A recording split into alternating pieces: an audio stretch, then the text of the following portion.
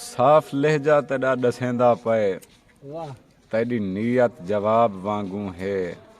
हर कदम ते रुकावटां मिलदियन मेरी जिंदगी अजाब वांगू है वाह वाह यार तेॾा तसानी कोई काए नी चंद्र कुछ जनाब वांगू है चंद्र कुछ जनाब वांगू है डोढ़ाए जो सुन पार दा राजा पोह आ गए तेरी रैयत है सारी छत काए नी वाह हाय सुन पार दा राजा पोह आ गए तेरी रैयत है सारी छत काए नी तेजे बेमेहरें बर्बाद किते रोल गए दी कई हालात काए नी ते तेकू भूल के कहीं को सड मारूं मर वेसूं ए आदत काए नी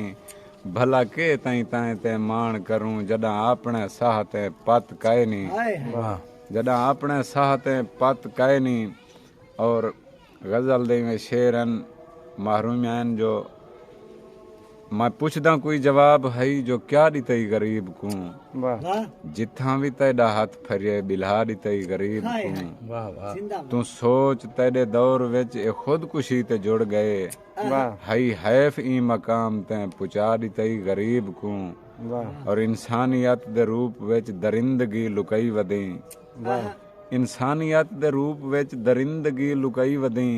ए अपना असली रूप भी दिखा दितई गरीब को वाह बियाई में डोढ़ा जो आज रात करम कर ई मालिक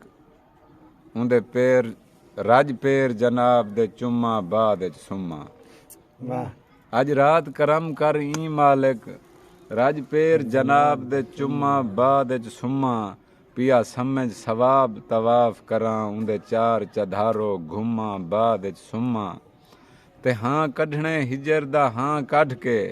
हथ यार दे हथ पा झुम्मा बाद सुम्मा